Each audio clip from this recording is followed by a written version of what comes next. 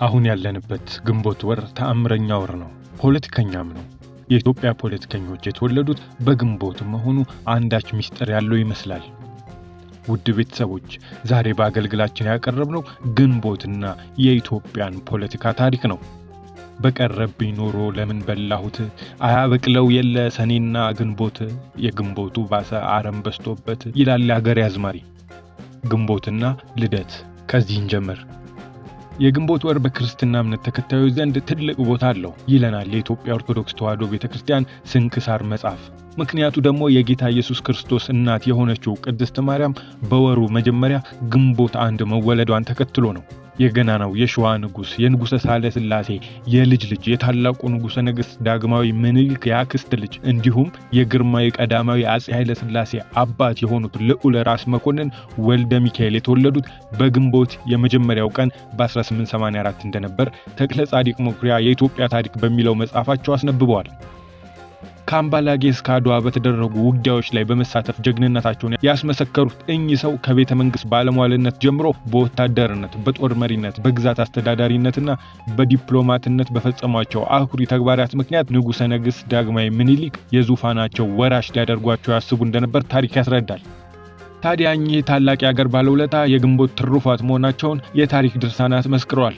በግንቦት ወር መፈንቅለ መንግስት የተሞከረባቸውና በግንቦት ወር አገር ጥለው የሄዱት የደርግ ሊቀመንበር ሌተናል ኮሎኔል መንግስቱ ኃይለማርያም እንዲሁም በሳቸው ምትክ በትረ ስልጣኑን የያዙት መለስ ዜናዊም የተወለዱት በግንቦት ወር ነው።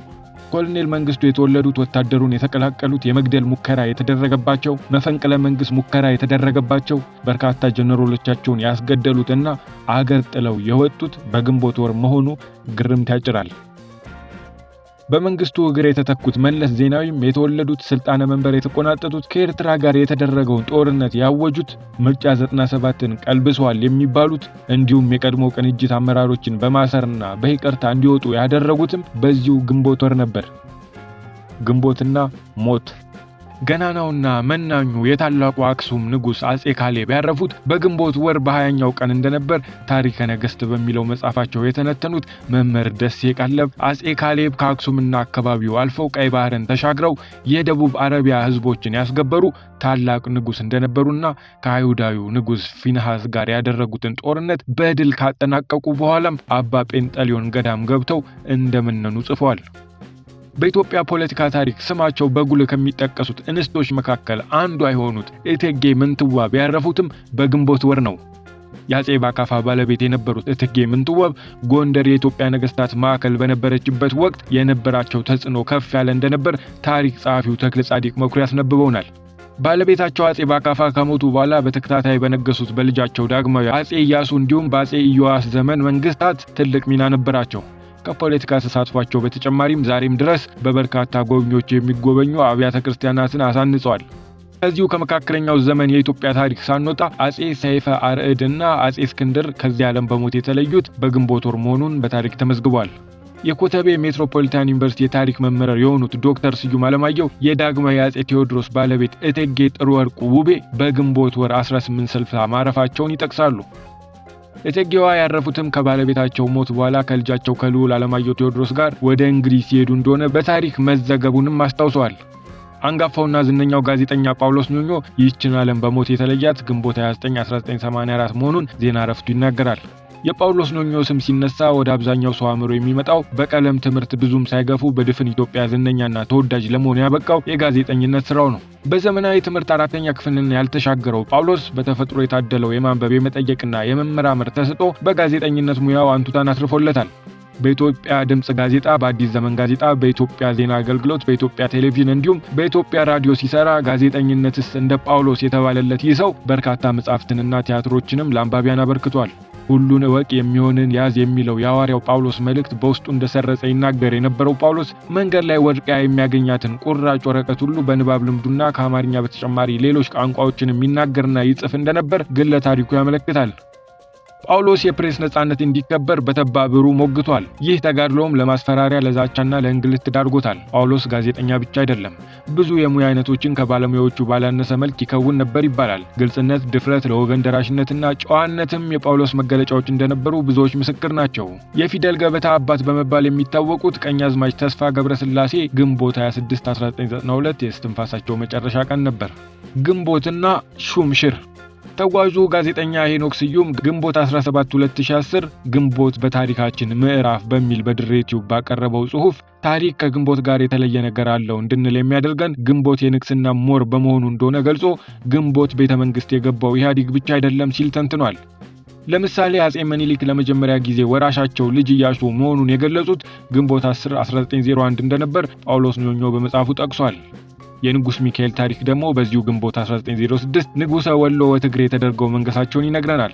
ዳግማዊ አምደ ጽዮን የነገሱትም ግንቦት 13 1487 ነበር። በ1788 አጼ ተክለ ጊዮርጊስ አራተኛ ስልጣን ለቀዋል። በሁለተኛ ዓመት ግንቦት 1790 በዚሁ ስም የሚጠሩት አምስተኛው አጼ ተክለ ጊዮርጊስ የስልጣናቸው ፍጻሜ ሆነ።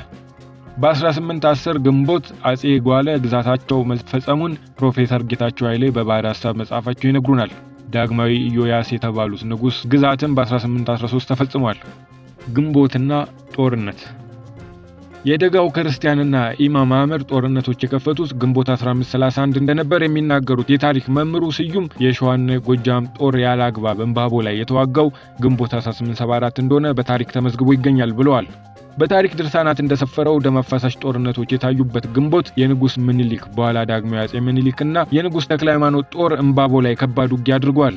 የፋሺስት ኢጣሊያ ጦር የደብረ ሊባኖስ ገዳምን ዘርፎ መነኮሳቱን በግፍ የጨፈጨፈው በግንቦት ወር ነበር። ግንቦት በታሪካችን ያልተለመዱ ክስተቶችን ያስተናገደው ወር እንደሆነ ለማየት ፕሮፌሰር ጌታቸው ኃይሌ በጻፉት ባህር ሐሳብ ላይ ግንቦት 25 በ1788 አመድ መዝነቡን ማየት ብቻ ይበቃል። ግንቦት አጼ ሱስንዮስ በወደቁበት የካቶሊክ ፍቅር አንወድቅም ያሉ የወግዳ መነኮሳት የተገደሉበት፣ የጣሊያን ሰራዊት ደብረ ሊባኖስን ዘርፎ መነኮሳትን ያረደበት፣ በአመዴ ልጅ ሊበን እነዞር አምባና ሳጋ ገዳማት የተቃጠሉበት ወር ነው። ግንቦት 4 1990 ኢትዮጵያ በሻዕቢያ ተወረረች። በሁለቱ ግለሰቦች ፓርቲዎች ኢኮኖሚያዊና ድሮ በረሃ በነበሩበት ወቅት በተፈጠረ ቁርሾ ከ70 ሺህ በላይ ሰዎች በወርሃ ግንቦት በተፈጠረ ግጭት ሰበብ ውድ ሕይወታቸውን አጡ። ግንቦትና መፈንቅለ መንግስት በቀረብኝ ኖሮ ለምን በላሁት አያበቅለው የለ ሰኔና ግንቦት የግንቦቱ ባሰ አረም በስቶበት የሚለው ግጥም የሚመጣው እዚህ ላይ ነው። ኮሎኔል ፍስሐ ደስታ አብዮቱና ትዝታዬ በሚለው መጽሐፋቸው ገጽ 463 ላይ እንደገለጹት ማክሰኞ ግንቦት 8 1981 የአገሪቱ ምርጥ ጀነራሎች በእርስ በርስ ጦርነት እየተሰቃየች ላለች ሀገራቸው መፍትሄ ያሉትን የሚተገብሩበት ቀን ነበር። ይህ ወቅት የኢትዮጵያ ወታደሮችና አመራሮቻቸው በጦርነት የተማረሩበት ወቅት እንደነበር የሚተርኩት ፍስሐ ደስታ ከጀነራሎቹም በላይ በእነ መንግስቱ ኃይለማርያም ይሁንታን ያገኘ ካድሬ ስለ ወታደራዊ ስትራቴጂ ለመተንተን የሚቃጣበትና ጀነራሎቹን ያማረረበት ወቅት እንደነበር እማኝነታቸውን ይሰጣሉ።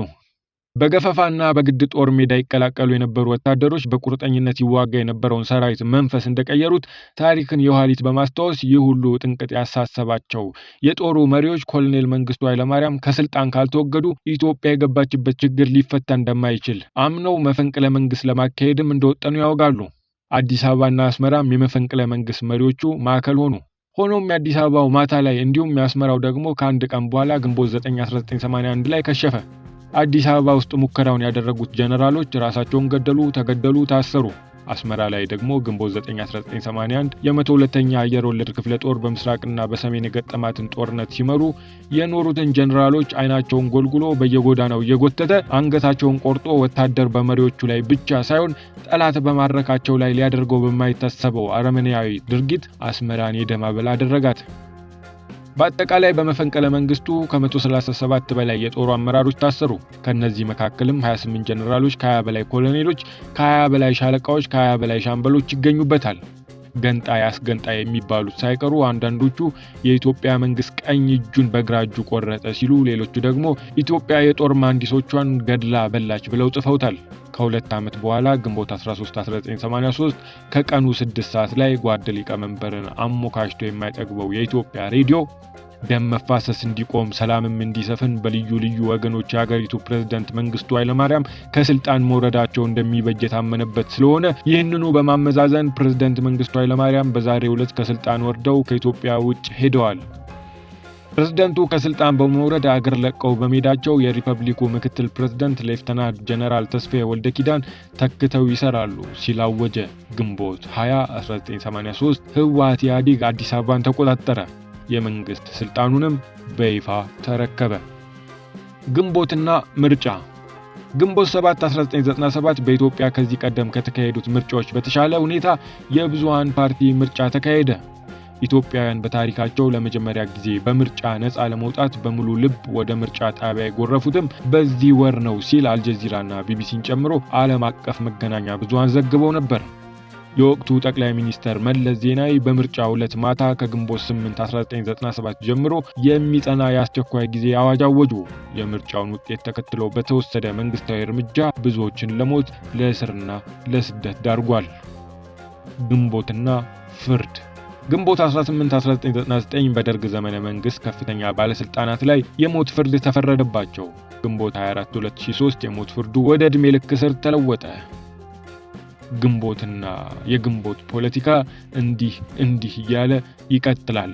ውድ ቤተኞች፣ እናንተ የምታውቁት እኛ ዛሬ ያልጠቀስነው የግንቦት ወር ሌላ ታሪክ ካለ በኮመንት መጻፊያው ላይ አስታውሱን። እኛ እዚህ ላይ አበቃን። ቸር ጊዜ